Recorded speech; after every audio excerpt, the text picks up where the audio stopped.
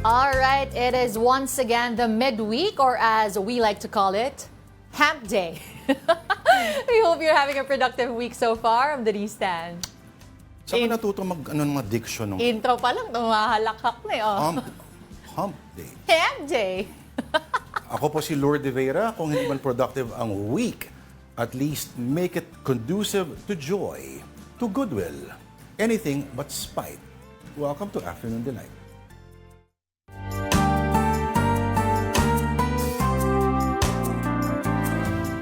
I like your color. Ay, thank you. Ano tawag dyan? Pink. Pink. Ano ba to? Carnation Carnation pink. Alam mo ba, once upon a time, ang pink is a very masculine color? Totoo ba? Ang alam ko lang, ikaw ba yung nagbanggit no, na parang sabi kung gusto mo daw mag-relax, dapat pink daw pala ang tinitignan. Hindi raw mga blue, hindi mga green. Akala ko for the longest time, green. Pero pink pala. Okay. Sabi lang sa akin yun.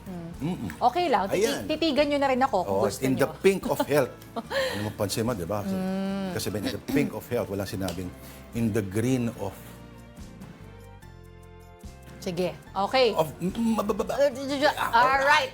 It's Wednesday. Katulad ng sabi namin, January 22. Ang ating delight of the day ay Carmen's Best Ice Cream and Fresh Milk. So, nataka kayo bakit nga ba yan ang ating combo? Because Carmen's Best Dairy is launching its Fresh Milk line. We have details later on in the program. At alam nyo ba, ito, share na rin natin konting trivia. Carmen's Best is a gourmet ice cream, no sugar added and made of 100% fresh milk and locally sourced ingredients. Ikaw ba, partner, mahilig ka sa ice cream? Oo. Bumibili ang Carmen's Best. Pansin ko nga, iba na pala yung packaging niya. No? Oo. Yung Carmen's Best, sabihin natin, mas mahal siya than the usual. Nabibili natin sa mga stores. No? Pero kasi, primera klase yung gatas na ginagamit dyan. At yung mga pangalan ng flavors niya. Gusto ko yung, he's not worth it.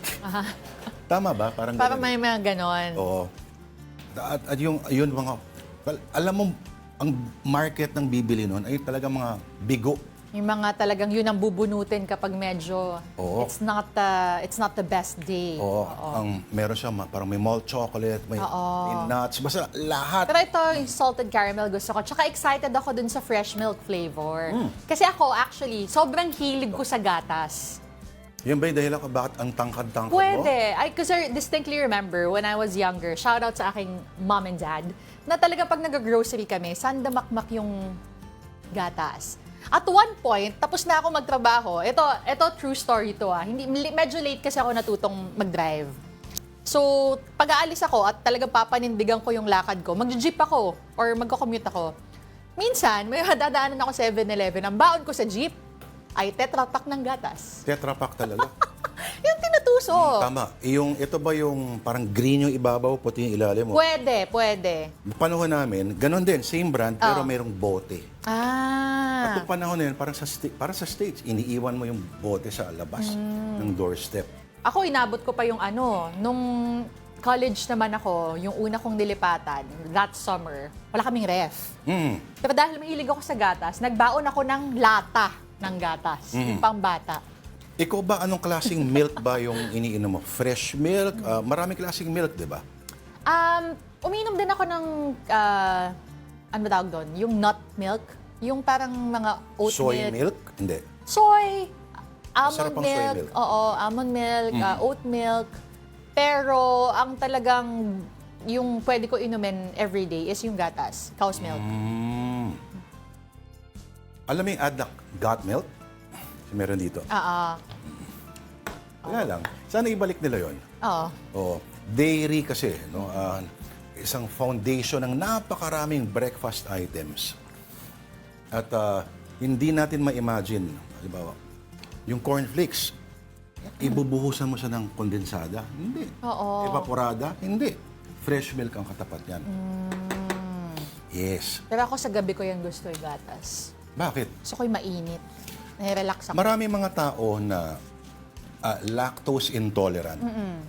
Doon pumapasok yung mga bumibili ng oat milk, ng mga almond milk, yan. Tsaka less calories kasi yon kung ikaw ay medyo conscious sa iyong calorie count. Pero agree ba na pag may mga bata, yung anak yung mga bata pa, gayahin nyo, Tita Denise, bombahin ninyo ng gatas yung kanilang sistema habang bata pa lang. Well, I think it helps. It's proven naman that it helps with your bones, di ba? Yung calcium. Pero, syempre, kasama rin doon genetics. Tsaka yung sa akin kasi, naging combo ako ng talagang mahilig din ako matulog sa hapon. Tsaka mandatory sa amin noon ng So, siesta. totoo pala yun.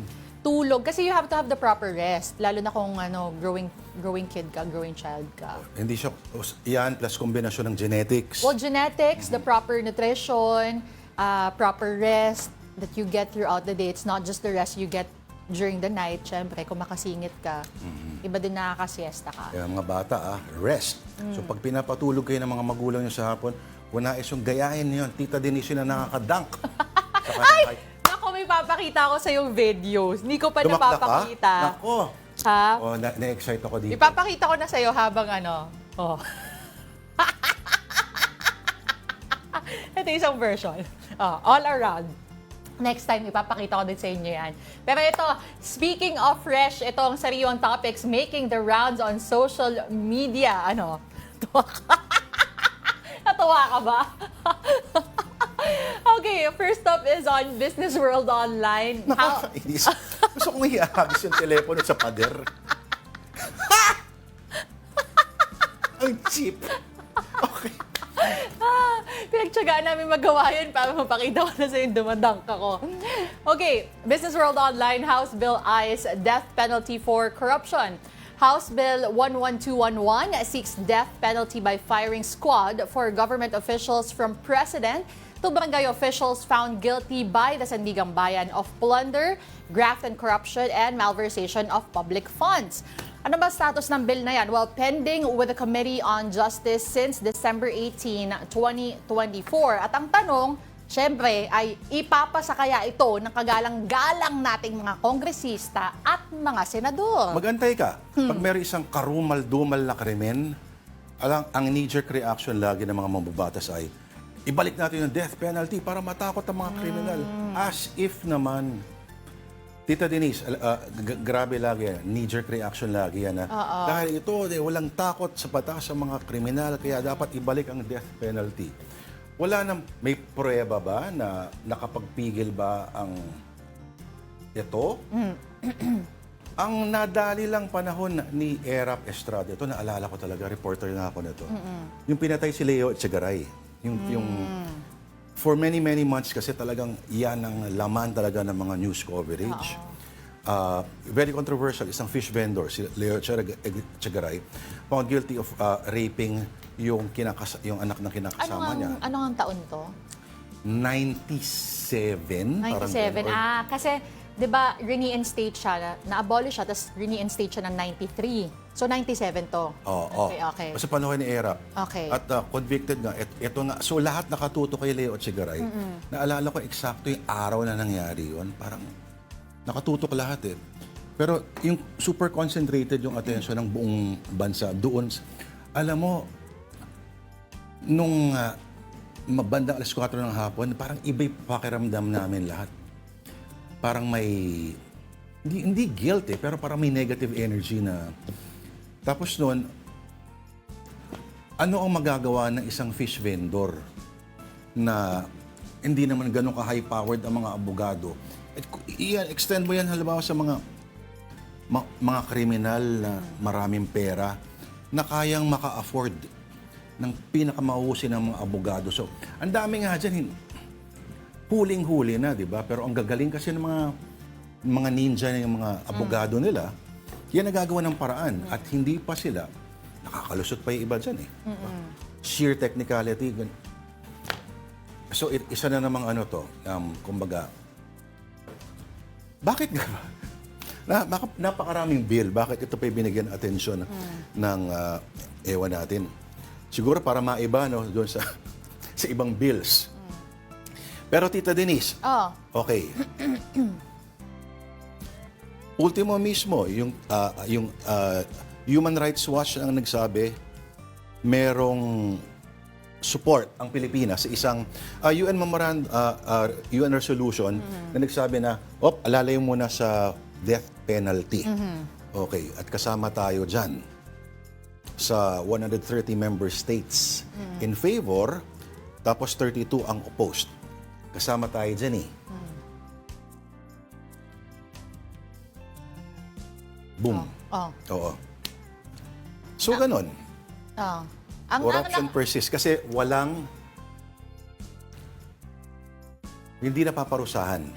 At bago parusahan, hindi na hahatulan. Ang nakakatawa dyan, meron tayo isang senador na nag-comment, kanina ay pinag-uusapan yon before the show, na parang, ano nga yun, sabi, kakwentuhan ko yung ate producer na, sila pa mauuna. Baka walang chance. Na mapasa. Oo. Baka sila una. Baka Boo! sila daw ang unahin. Galing sa senador mismo yun. Inhaler drop ako. Diba? Ano yan? Ay, kape. Cold brew. Wow. Ayaw mo lagyan ng gatas? Ha? Ayaw mo lagyan ng gatas? Medyo matabang kasi yung pagka-brew eh. So, ayoko na sanang lagyan ng gatas. Usually, pag matapang yung brew ko, yun, nalagyan ko ng konting-konti or plain lang din. Mahilig Sarap ako sa gatas at saka sa kape na plain. Sa mga magulang ko, bakit tinipid nyo kami sa gatas yung bata pa kami? Malamang powdered milk yung pinatira. Uy, nagpa-powdered milk ako. Yun nga nung college ako na walang ref. Meron akong isang malaking lata, tapos ano ba tawag doon? Heater, water heater. Tapos every after practice, yun ang tinitira ko, gatas na mainit. Oo. Ha? Wala May ng sugar pa chocolate. yun. Panahon Saka ng, college na ako nun ate dyan. panahon namin, ang exposure namin sa gatas ay sa Birch Tree, ika nga ni Kuya Germs. Oo. Birch Tree, it's everybody's milk. Ano may sa amin? At ang Nakalimutan ko Birch na. Tree ang binibigay ni Kuya Germs sa lahat ng mga, pag meron sa mga celebrity guests sa GMA Super Show, bibigyan niya ng, may isang pakete ng mga gift bags, tapos sa gitna nun ay may isang lata ng Birch Tree. Ay, ang saya naman. Later on, Das dishwashing paste. Ay, ang saya kayo makakuha ng gatas. Ang mahal-mahal ng gatas, ano? Correct. Alam mo ba, ito medyo nakakalungkot lang, Tita D. Punta ka sa mga supermarket, ang isa sa mga number one na sinashoplift, Gatas. ng bata.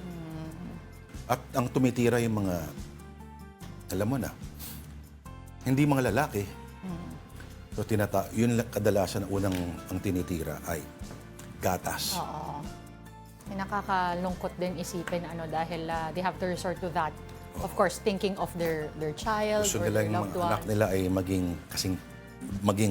Yung dumadunk. Next time, pakita natin yung video. Nagsasurf. At saka nag-gymnastics. Abangan mo ako sa LA. Okay, now on to our next story. This one is on the Philippine Star. PNP to summon the so-called Sampaguita Girl. Ito yung pinag-usapan natin itong kamakailan lang na nag-viral. Oo, yan. Tama. Oo. Ayan. So far, yung security guard nga is suspended at actually hindi. Tinanggal na siya sa trabaho dito sa SM Mega Mall and apparently, hindi daw siya pwede sa mga SM's establishments.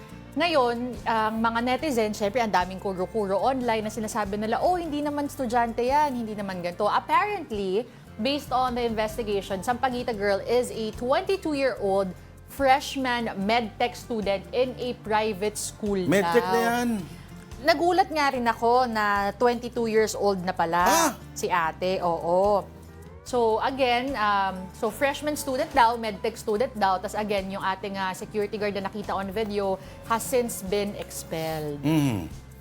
Okay, sabi ng Mandaluyong Police Chief yun, pero hindi yan uniform ng college student or uniform niyan sa Doon daw kanyang sa pagbebenta.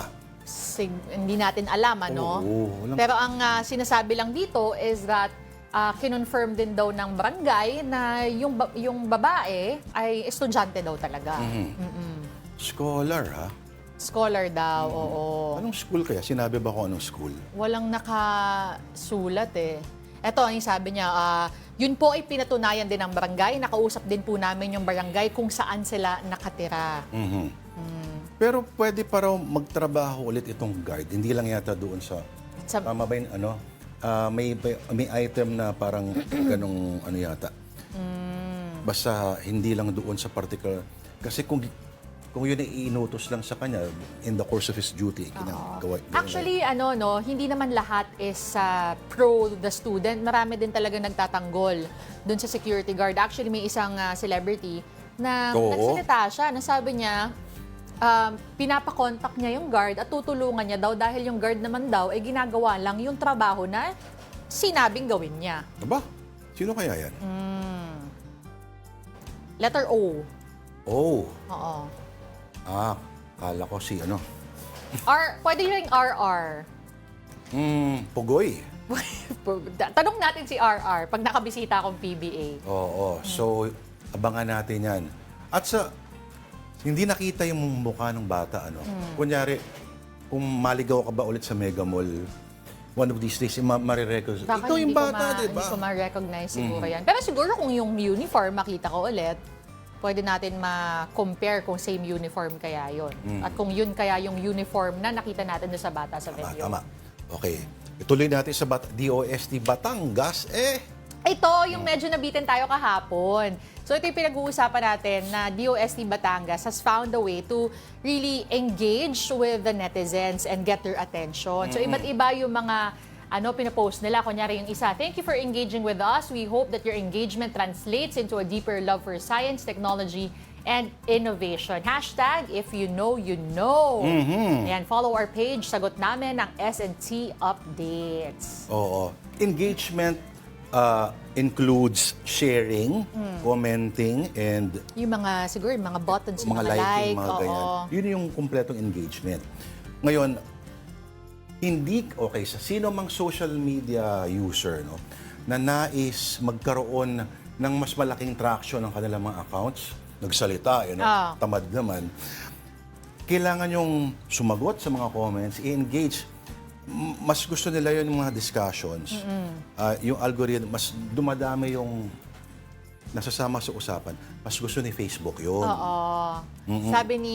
Sabi ng isang netizen, si Mayche Capili, "Whoever the social media manager, please give them a raise. This is how you get attention and push for science communication." Oo, pero galit ka ba?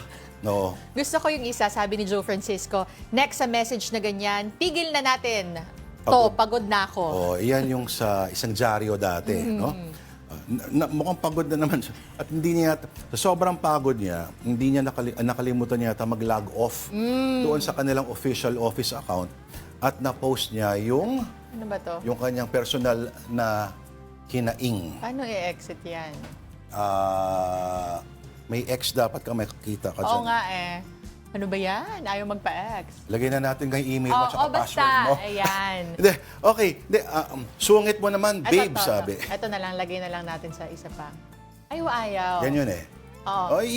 Ano natin? But either way, reload. ayan nga, natutuwa yung mga netizens kasi kasimple-simple nung post na ginawa, very natural but very engaging nga. At natuwa yung mga netizens. So madami nag-follow kasi sila, iniisip siguro nila, aside from getting the science and technology updates, gusto rin nila makita ano pa kayang pakulo nito. Oo, kasi sabi nung isa, mukhang he has something up his, posterior. Ayan, may ex na. Sabi niya, ganito ba yung tamang pag-update? Boss, versus yung formulaic na very formal, very staid, na nagigets ko rin yung point ng mga ganyan. Kasi minsan, kapag, let's say, may kalamidad na na-involved, no? At medyo matter of life and death, ganun pa rin ba tono mo? But ina-assume mo lagi na pareho pa rin lagi yung tono. Actually, may comment ang DOST dyan. Nung sinabi na ganito ba dapat yung update, may isa pa silang status na parang, Diyos ko po, ganito ba dapat? Something along those lines. Well, okay. Sa kahit anong bagay naman, sino ba unang target market mo? Sa target market mo, may sariling lingwahe yan, may sariling sa wika. Yung code ng lingwahe nila, doon ka umayon. Hindi yung ipipilit mo yung gusto mo doon. Correct. Sa ano. So, ang tawag kasi sa ganun ay prescriptive type of communications versus yung descriptive naman, baligtad. Yung descriptive, kung ano yung nangyayari sa baba, yun ang gagawin mo. Yun ang gagamitin mo parang wika na parang salamin din ng realidad nila. Ngayon, alam ko na maraming konserbatibo na magre-react sa ganito. No? Ah. Pero again, parang sa atin naman, di ba?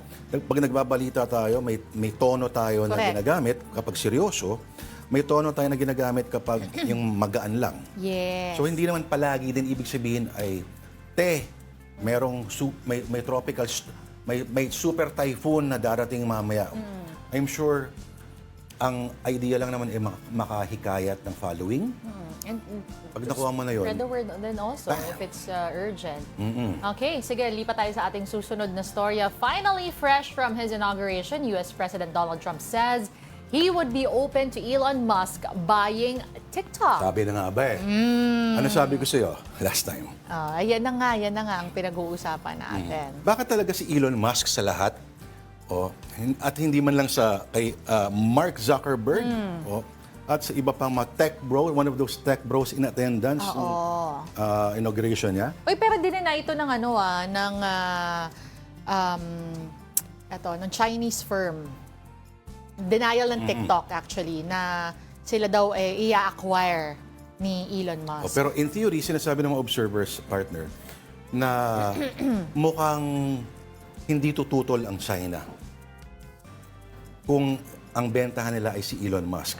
Dahil, okay, number one, ang Tesla, ang China, ang pangalawang pinakamalaking market Ng Tesla. ng Tesla ang China, no?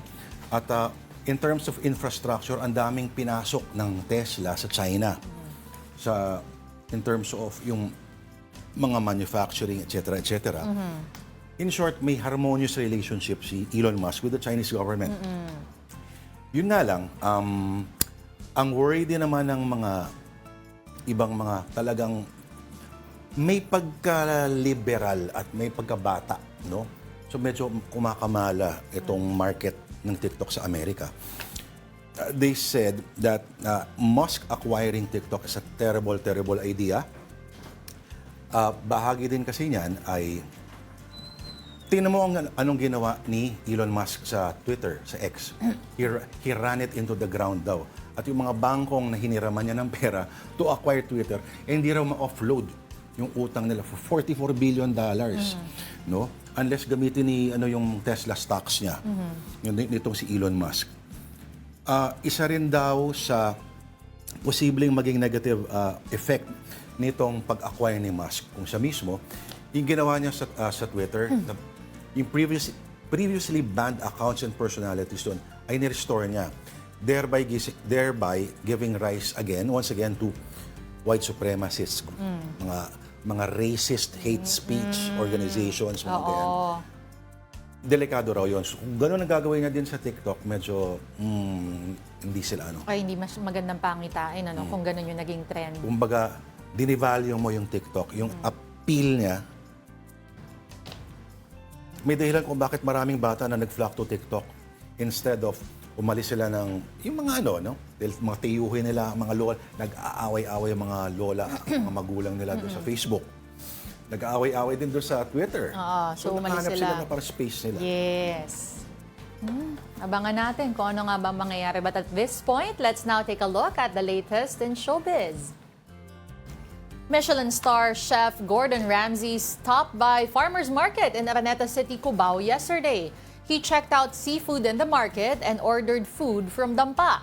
Ramsay is in the Philippines to visit his restaurant in Pasay City. Now, K-drama actor Lee Min-ho will return to Manila this year for his fan meet dubbed Min-Hoverse. The exact date and venue, as well as the ticket prices for the event, have not been announced yet.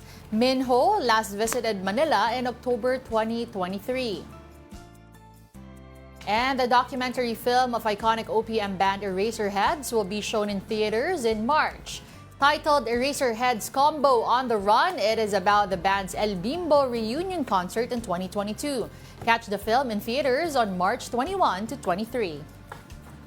Minhovers. Oo, Min-Hoverse. Medyo Oo. Oy, binabati natin lahat ng nanonood ng Afternoon Delight via live streaming on Facebook, YouTube, and TikTok. Teka lang, tignan natin. Unahin ko na si Tito Mike Policarpio. Of May course. may sinare siyang opinion doon sa Saan? naman. Doon sa yung yung usap-usapan ni Senator Risa Ontiveros, no? Yung ano nga ba yung revised na pangalan ng responsible sexuality? Basta yan, of course si Alex Fuentes. Of kasama course, natin dyan. nanonood sa atin. Opo. Ralph Domingo. Oo. Marion Ladja. Sabi niya, love your delight of the day, DOTD. Locally made and natural dairy food. Ito, meron din nag-comment sa atin. Si Panos, sabi niya, hello from Teresa and Teresa from Cebu and me. We are in Belgium now. It is 7 a.m. I don't understand all. My mahal doesn't translate. Mahal, translate mo naman. Translate mo mahal para ma-GV din siya. From Okay. Belgium, are you on the Flemish side or on the French-speaking side?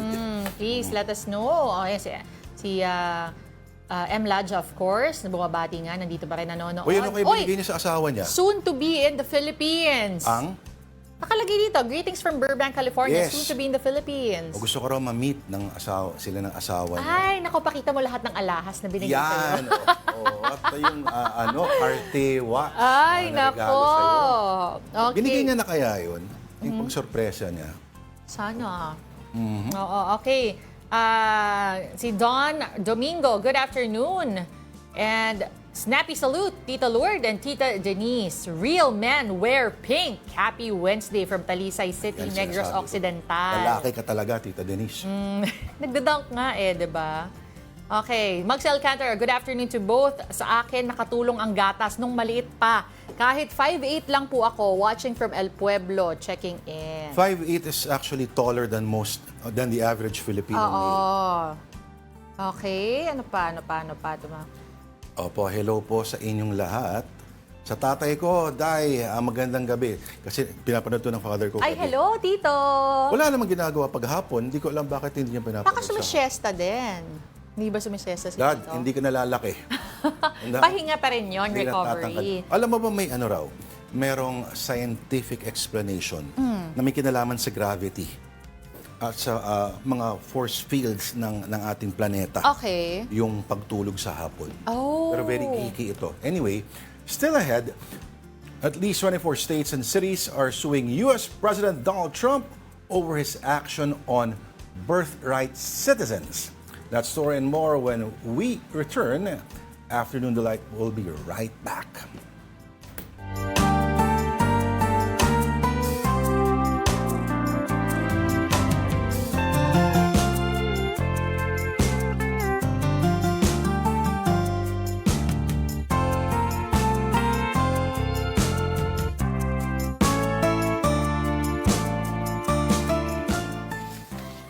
Alright, magandang hapon po muli. This is Afternoon Delight on One News. Ako po si Lourdes de Vera, kasama po si Denise Tan. And now, here is a quick rundown of some stories on One News. The Senate Committee on Basic Education will conduct an inquiry into the implementation of sexual education. This comes amid criticism on the Prevention of Adolescent Pregnancy Act of 2023, with some saying that the bill poses as a significant threat to the country's moral and spiritual foundations. Author Senator Risa Ontiveros has already refuted circulating lies about the measure. China has replaced its Coast Guard ship CCG-3304 with a smaller ship, CCG-3103, off the coast of Zambales on Tuesday.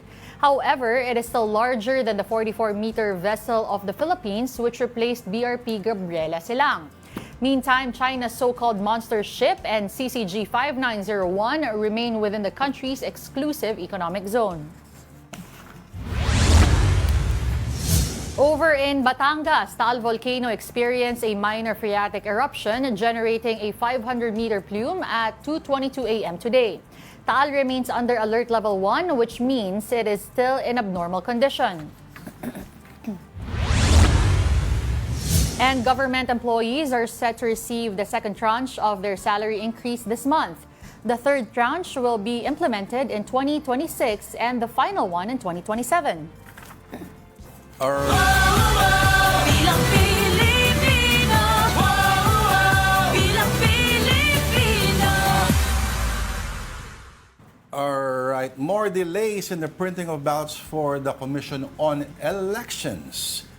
The Supreme Court has issued yet again an order to reinstate on the ballot another batch of candidates previously disqualified by the poll body. Mon Gualvez has the details. This is the new midterm elections ballot that now includes the names of 9 candidates COMELEC initially disqualified. All bets were able to get temporary restraining orders from the Supreme Court, but the SC is not done yet. On Tuesday afternoon, the High Tribunal issued another TRO. This time for businessman and online personality Francis Leo Marcos, who's running for senator, and former Albay Governor Noel Rosal, who's eyeing to regain the post. Because of this development, reprinting of ballots cannot go on as scheduled for Wednesday, January 22. COMELEC is looking into adjusting its timelines and deadlines once more. Mukhang hindi na namin kayang maipangako yung April 14 natin na matatapos ang printing. Sana yung kung magkaroon man ng adjustment, wag naman sanang lalampas na mga April 20 yung printing natin. Kasi ang pinakamahirap talaga po ay yung deployment. According to the Supreme Court, since October, it has received almost 50 petitions from national and local candidates, including party list groups. The High Court has already informed COMELEC that they can't say for certain when these petitions will be resolved. The COMELEC should also be aware that in disqualifying candidates, there is a big chance that these candidates are going to be bringing the issue before the Supreme Court, and that the Supreme Court would need time to actually resolve their cases. So these are the TROs the Supreme Court have issued so far, and it's really up to the COMELEC how they will implement the orders. While making it clear that the SC has to follow the legal process when it comes to election issues, the poll body admits this is a setback in their preparations. Kami ay naapektuhan lang talaga ng mabigat kapag kami national candidate sapagkat kinakailangan talagang baguhin ang lahat na naimprenta na balota. COMELEC is studying the move to criminalize nuisance candidates and as early as possible to prevent similar legal incidents. The Commission also assures that despite all the delays, the election is pushing through on May 12. COMELEC is targeting to finish the printing of ballots 2 weeks before the polls, now that the National Printing Office has additional printers that can produce up to 1.5 million ballots per day. And in case another temporary hold order is released by the High Court, COMELEC has incorporated an add feature function to the election management system, so there's no need to reboot every time there are changes to the database. For News 5, Mon Gualvez, we are One News. And moving on to another story, military officials suspect that foreign agents are working to create a blueprint of key locations in the Philippines. The armed forces said this matter should be taken seriously following the arrest of a Chinese national and 2 Filipinos believed to be spies.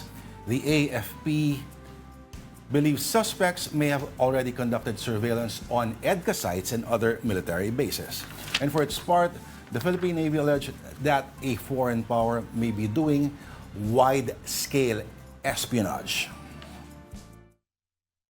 We consider this as an issue of concern, considering that critical infrastructures and, of course, even our military camps and our PNP camps are part of this. So this is national security concern, and we're really looking intently on this. If we connect the dots, we don't have to look far, that there seems to be an orchestrated move by a foreign power to gather critical information in the maritime domain and on critical government infrastructures. We started realizing that these incidents do not happen in isolation. Meantime, one Filipino student has emerged as champion in the Red Bull Basement World Final. His invention, artificial intelligence application for farmers. The details from Mobile Journal, Francis Orsio. Ang husay ng Pinoy, laging di magpapahuli sa international stage. Tulad ng isang Filipino student na naging world champion dahil sa kanyang artificial intelligence app para sa pagsasaka. Hamon sa mga magsasaka ang epekto ng pagbabago ng panahon. Kung hindi nasisira ang tanim dahil sa mga bagyo o tagtuyot, pinipeste naman dahil sa pagbabago ng klima. Pero heto, mapaghahandaan na raw yan sa tulong ng naimbentong artificial intelligence app ng estudyanteng si Soj. Kaya raw nitong madetect ang posibleng epekto ng climate change at tinatawag itong AgriConnect app. AgriConnect is hardware and software. It manages and detects these risks, as I've mentioned, which is under soil, water, and pest insect movement. From the data that they collect from the sensors, it will be sent out to the phone app.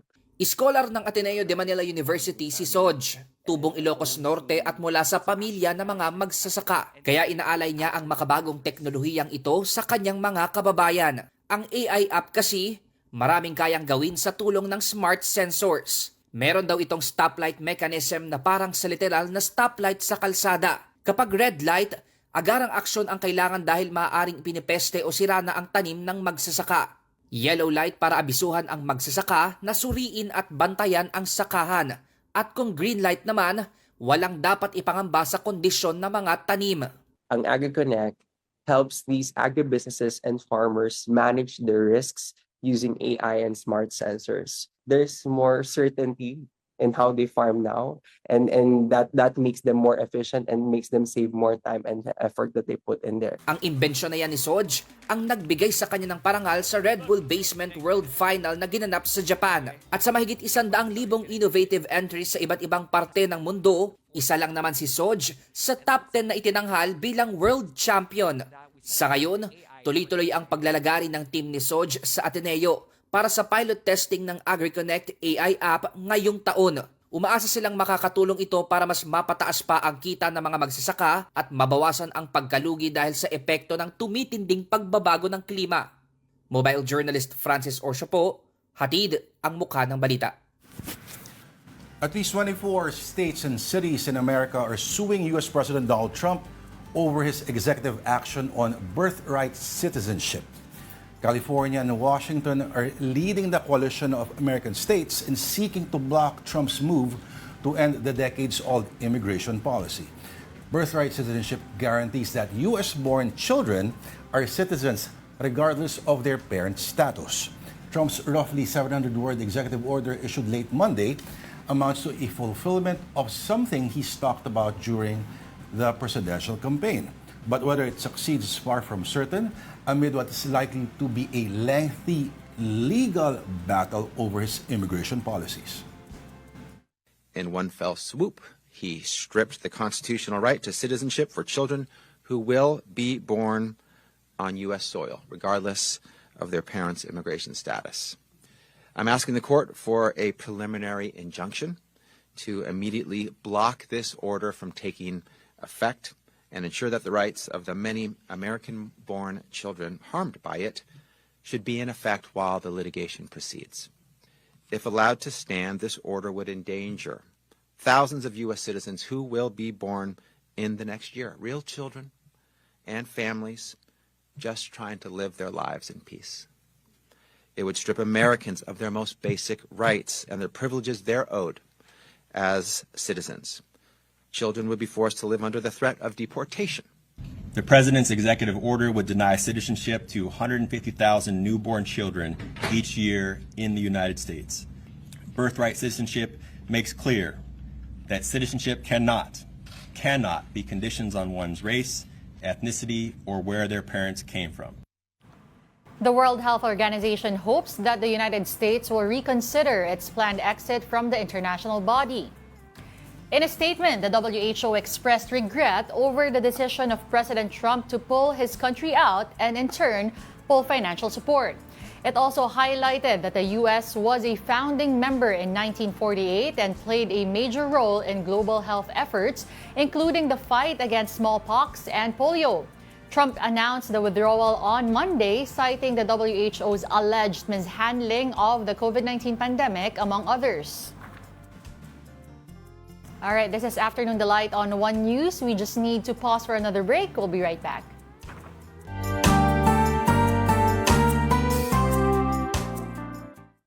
Nagdagdag ang Philippine Postal Corporation o PhilPost ng isa pang mailing service na sinasabing makatutulong sa pagpapadala ng mas mabilis, lalo na sa malalayong lugar sa bansa. Ang dami ng express mail deliveries sa NCR na hinahawakan ng kanilang Central Mail Exchange Center Hub sa Pasay. Kaya para maibsan yan, naglunsad ang PhilPost ng Express Mail Service o EMS Delivery Hubs sa Maynila, Quezon City, Makati at Pasay. Mas napalapit nito ang delivery personnel at courier sa mga customer, kaya kinakaya na ang next day delivery. Kailangan lang ng customer na pumunta sa EMS Hubs bago ang cut-off time, ipacheck ang kanilang items at bayaran ang delivery fees. Kasabay ng karagdagang EMS Hubs, plano rin ng PhilPost na magdagdag ng barangay delivery stations, magkaroon ng app para sa mga delivery at i-modernize ang zip code. Mula sa 4 na numero, madadagdagan ito ng alphanumeric coding scheme at addressing system para mas matukoy ang mga lokasyon sa Pilipinas. For the first 81, 82 provinces, the first 2 letters, just like here in Metro Manila, ginawa ng probinsya dito, MM. And then the next 2 numbers is the 1,634 cities and municipalities. And the last 3 numbers will be the 42,000 barangays. It's for the whole industry in the country. Sa hinaharap, goal daw ng PhilPost na maabot ang mga pinakapahirapang marating ng delivery. As in, lahat ng saklaw ng teritoryo ng Pilipinas. The West Philippine Sea is one. You know? Nobody's delivering there. There are other people who would like to send their products SMEs in the mountains, but they don't have that channel. Sa ngayon ay sa Metro Manila pa lang inilunsad ang additional EMS hubs, pero pinag-aaralan na ng PhilPost ang pag-expand ng delivery strategy na ito sa iba pang mga rehiyon sa Pilipinas at karatig bansa. Mobile journalist Marymon Reyes po, hatid ang muka ng balita. And we're back. You're still watching Afternoon Delight. Thanks for staying with us. Now for some good news, Filipino dairy brand Carmen's Best has launched its new fresh milk line. This brings Metro Pacific Agro Ventures, or MPAV, closer to its goal of helping the Philippines achieve self-sufficiency and food security. MPAV and Carmen's Best executives Jovi Hernandez and Toby Gatchalian aim to distribute the new fresh milk nationwide. Meantime, the opening of the Metro Pacific dairy farms by year-end is expected to boost the product's supply in the country. All right, old school never gets old. Ano ka mo? Meron ba kayong mga hindi na nasusuot na mga denim jeans o mga maong pants? Pakialam nyo. Why do I feel attacked? Bakit ka nang aaway? Teka lang naman. Oo nga naman, di ba? Kung may sentimental value, bakit papakawalan? Dahil pwede pang, gawing sapatos yan. Momo Journal, Evan Taringa shows us how. Karaniwang ugali ng mga Pinoy ang pagdodonate ng mga pre-love o pinaglumaang kagamitan o kasuotan.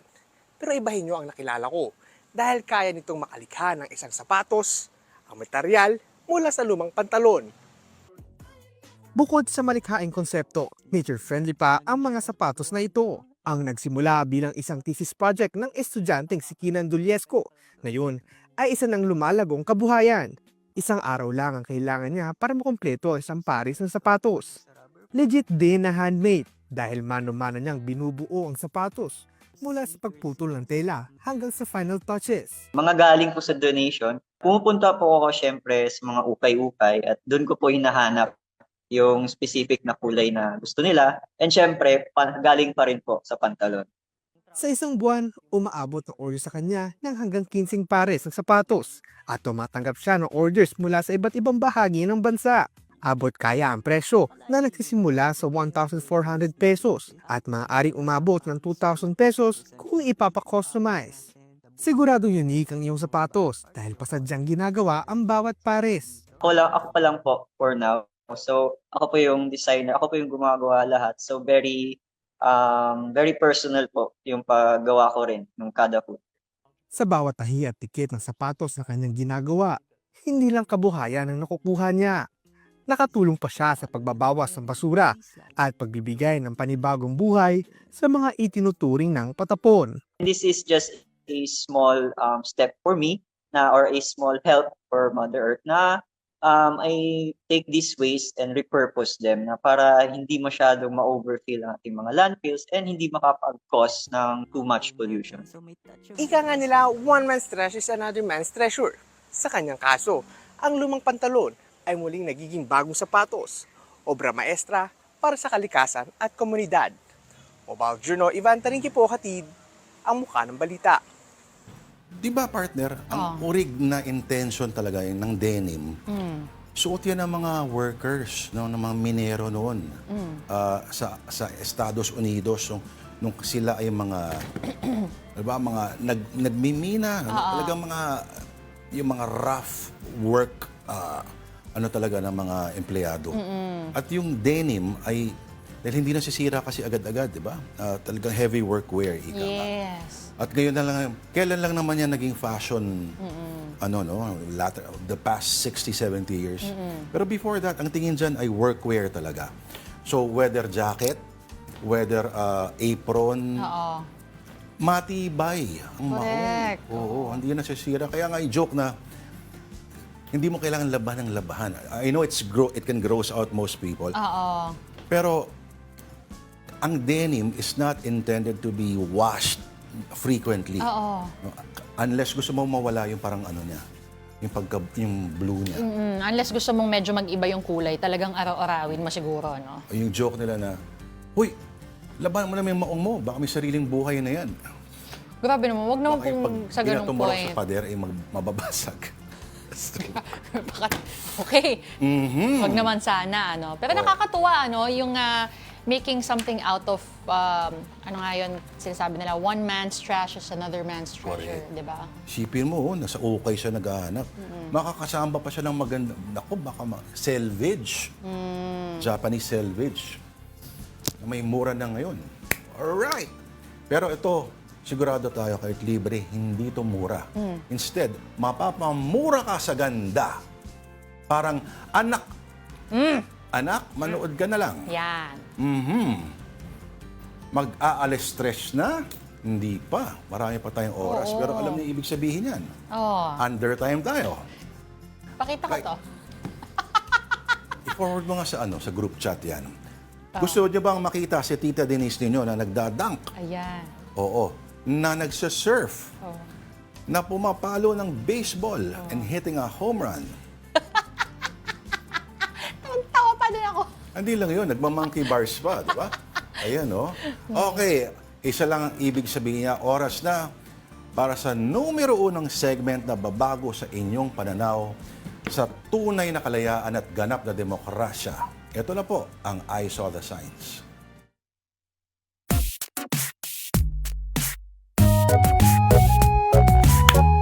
Today's edition, CTTO, or credit to the owner. Pwede wala nang da, di ba?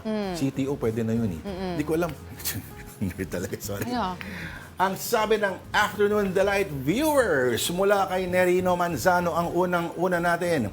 I have a pet termite. I named him Clint. And Clint eats wood. kinakabahan ako saan pupunta itong mga ano natin. Sige. Okay. Tingnan, ulitin natin. I have a pet termite. I named him Clint. Clint eats wood. Okay. Ang mga kagets ng joke niya, yung medyo may edad na. Sa mga hindi nakanood ng The Unforgiven, Heartbreak Ridge, Dirty Harry, at marami pang iba, baka hindi nila kilala. Si Clint Eastwood, ang FPJ ng Hollywood. Oo, i-google nyo. Oo. Okay, next up from Rainier Sagin. Siopaw ad with... Ano yan? Oy, teka lang. Siopaw ad with missing cat poster on the side. So, sabi ng parents natin dati, wag daw bibili ng siopaw sa kalye kasi ang laman daw nun, pusa. Syempre, ano lang naman daw yun. Panakot lang naman daw talaga. Oo, tsaka piniliwanag sa akin yan ng isang gumawa.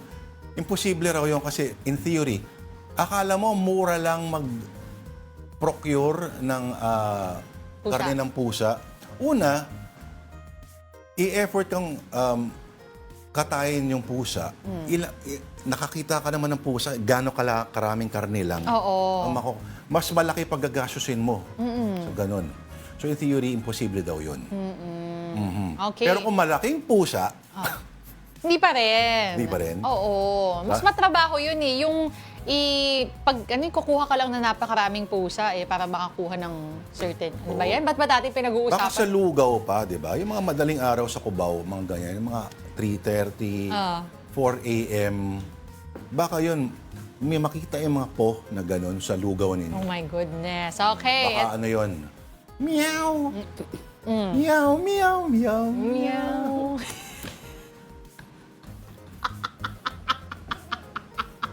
Bakit tayo nag-ganon? Bakit bumalik doon? Tapos na tayo. Okay, next. Ito naman mula kay Cesar Carino. Spider-Man said with great power comes great responsibility ba or huge bill for electricity? Gay. Depende. Ano bang ginagawa ni Spider-Man? Oo nga. Depende. Okay, at ang masipag mag-entry na si Muggsy Alcantara. Ito ang padala. Lola sa Jollibee. Lola, yung kape ko, lagyan mo ng pulot. Honey. Sabi naman ng crew, Ma'am, wala po kaming pulot. Sabi ng Lola, ang laki-laki ng babuyog nyo, wala kayong pulot. Okay. Sige. Muggsy, thank you. Alam natin na, ayan si Tita Denise, tawang-tawa si Tita Denise. Meow, meow. Meow, meow. Okay. Mag-email po kayong mga nakita. Please send them to us at afternoondelightON@gmail.com. Ay, basa ulit tayo na mapabati natin. No? Sir Ryan Huego, kung nanonood ka ngayon, ang sarap ng sinigang na corned beef. Ano po? Diba? Nakatikim na sila. Oy, teka. Hello din kay Elmo Cardenas. Hello sa iyo, Elmo Cardenas. Ito si Artol. Good afternoon, delight to everyone watching from Parañaque City. Gilda, Grace, Ray, Anna, and Noel. Ay, hello po. Ang dami niyo sama-sama pa kayo nanood. Oo, Mike Policarpio, Tito Lord, napanood mo ba yung play Misty for Me ni Clint? Oh, yes. Ang gusto ko pala na gawa ni Clint Eastwood ay isang documentary niya tungkol kay Thelonious Monk. Galing-galing noon at magaling pa magpiano si Clint. Jazz fan. Pati rin yung parang bioflick on the life of Charlie Parker. Ginawa rin ni Clint Eastwood. Oy, nag-comment si Donsky. Graho. Sabi niya, ngayon, salvage, raw salvage ba to? O ngayon raw? Salvage ang mamahal. Mahal. Is it just salvage? Mahal naman talaga siya. Okay. Ang salvage. Lalo na yung mga sa Japanese. Kasi komplikado yung proseso niya kung malaman nyo lang. Tapos binibenta lang doon sa isang na fast fashion na mura siya. Grabe habang mura pa. JC Alvarez, bago tayo magpaalam. JC Alvarez, meow, meow, meow, meow. Okay, sige po, bukas babasa ulit tayo. Si Clint Eastwood, 100 years old na yata. Sana nakarelate kayo. Oo. Sabi rin ni Donsky, yung sa may bubuyog, cultured worms daw yun. Alam mo na, nakatawa ko sa term na cultured worms eh. Parang nagkaka-vision ako yung mga bulate. Oh, some high tea. High tea. Okay, sige, tuloy natin ang ating kwentuhan bukas because that will have to do it for us this Ham Day, Wednesday, January 22nd. Thanks for watching Afternoon Delight. I'm Denise Tan. At kung may nanonood sa'yo, siguro na naghahanap ng potential na mapopromote. Kukunin halimbawa sa mga BBC, okay na sana itong Denise Tan, kaso Hamp ang pag-pronounce niya. Okay, Lord De Vera po. Join us again tomorrow, 2 p.m. Have a delightful afternoon. That's over the Hamp. Tapos sa lakak ng halakak.